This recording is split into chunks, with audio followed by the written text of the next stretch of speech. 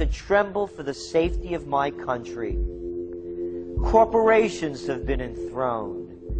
An era of corruption will follow, and the money power of the country will endeavor to prolong its reign by working upon the prejudices of the people until the wealth is aggregated in a few hands and the republic is destroyed. Wall Street has killed Main Street.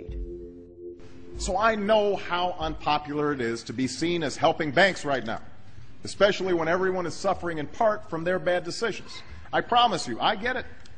Up until about the Kennedy assassination and the beginning of the war in Vietnam, the United States is a very powerful engine for world progress. It's the assassinations, the Kennedy assassination, and the others in the 1960s, the beginning of the Vietnam War, and the beginning of the absolute domination of the Wall Street group over every other interest. Nobody else counts except the Wall Street money masters. That has now made the United States into no longer a force for progress, but something very different, often a force for destruction in the world. The military-industrial complex has taken over the country along with the Wall Street gang. If you look also at the people that Obama has put on his appointments list, it's all Wall Street. It's government of Wall Street, by Wall Street, and for Wall Street. There's nobody from heavy industry. There's nobody from the auto sector, nobody from Silicon Valley, nobody from big oil, nobody from defense, no labor, no women, no retirees, no small business, nothing. It's pure Wall Street. The only people who have a voice in Obama's councils are Wall Street finance oligarchs. That's all there is. Nobody else counts for anything under Obama. It's the most extreme Wall Street administration we've ever had. Before his death, President Woodrow Wilson apologized to the public, regretting that he had been deceived by a group of international bankers, and the country's financial system had fallen into their iron grip via the Federal Reserve Act of 1913. Whether sought or unsought by the military-industrial complex, the potential for the disastrous rise of misplaced power exists and will persist. Dwight D. Eisenhower, he warned the people that the military-industrial complex was taking over the country. Only 3 years after leaving office, President Eisenhower's prophetic warning concerning the threat posed to our system of government by the military-industrial complex came to pass. President John F. Kennedy had enraged the entire elite network. Now, Kennedy was brought in as somebody who was expected to be a puppet. It was thought that his pro-Nazi father, Joseph P. Kennedy, the bootlegger, the speculator, would guarantee that Kennedy would be obedient to the establishment. They thought that Kennedy was a sex maniac who could be manipulated through all of this, but it turned out that through his personal suffering, Kennedy had discovered a personal sense of himself which went beyond just being a puppet, and he began to think about things like economic recovery, world peace, having a space program, making deals with the Soviets, cutting the Federal Reserve down to size, and a whole series of other things. Executive Order number 11110, signed by President Kennedy, began the process of abolishing the private Federal Reserve. Kennedy was also pushing for real civil rights reform and had begun the process of pulling the troops out of Vietnam. The last time you had an actual president was Kennedy. The oligarchs took swift and decisive action. When John Kennedy attempted to take the government back from the robber barons, he was brutally murdered. The message to future U.S. presidents and leaders across the world was clear: do as you're told or die. John Fitzgerald Kennedy was the last true president of the United States. And until the globalists are removed from power, we will never have another real one. The other thing about the American presidency you've got to remember is that this is a puppet post.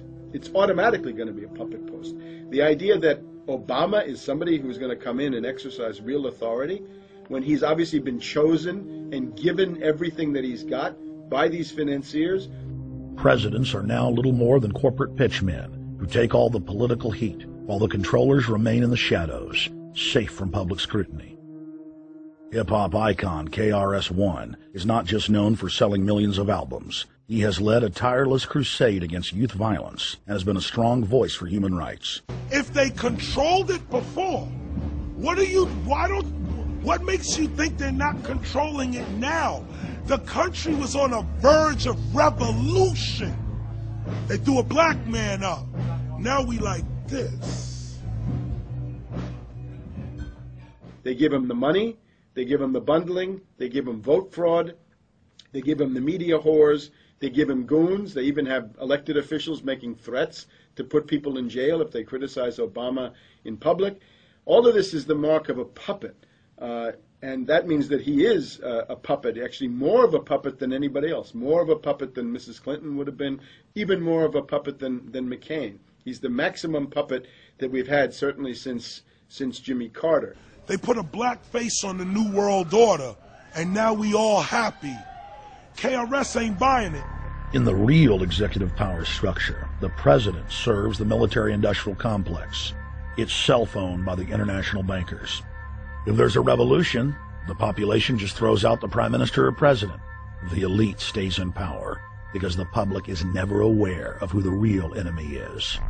In Evian, France in 1991, standing before the Bilderberg Group, the apex of the world government power structure, David Rockefeller defined the New World Order as a system of world government serving the international banking elite.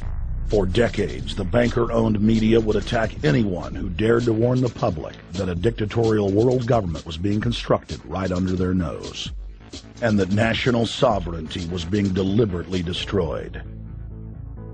And now, after years of denial, the media and the elite themselves are proudly announcing that not only is world government real, but it is the answer to the financial crisis that they carefully engineered. Suddenly, the Wall Street Journal tells us that the North American Union is here, and that getting rid of the dollar for a common currency with Canada and Mexico is good. The Financial Times of London, published by a member of the Bilderberg Group, crowed that a dictatorial world government had been kept in the shadows for our own good, and that it was now time for it to emerge from behind the curtains of national security.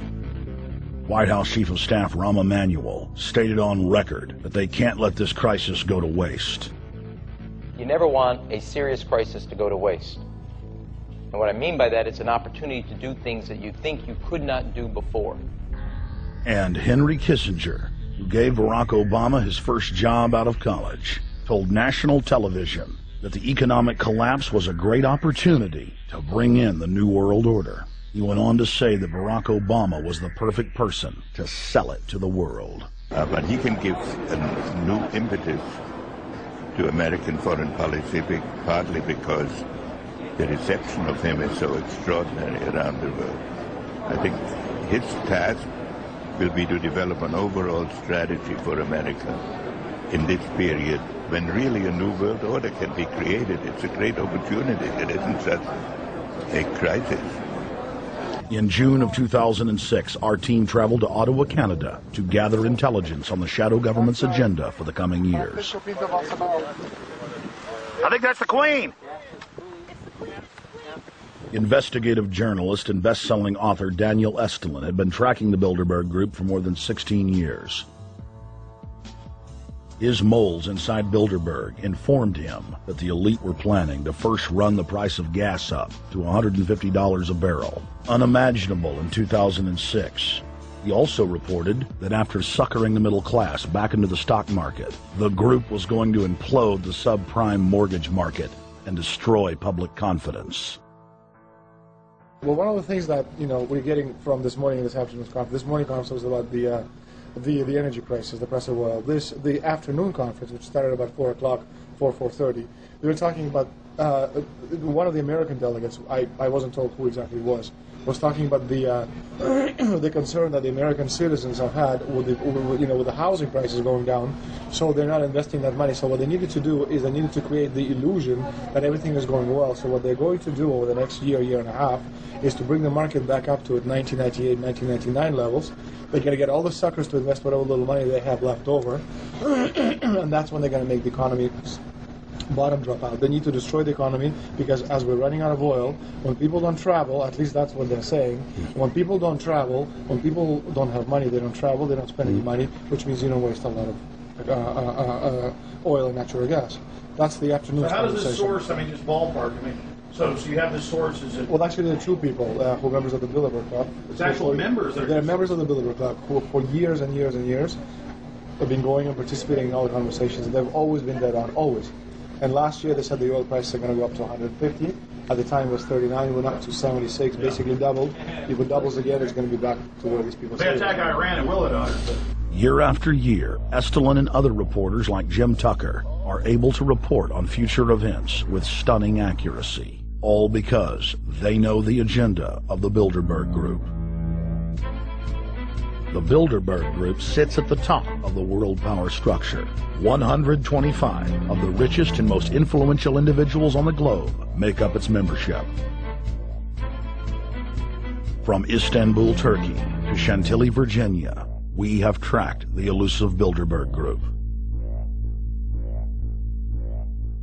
Bilderberg always insist on a media blackout.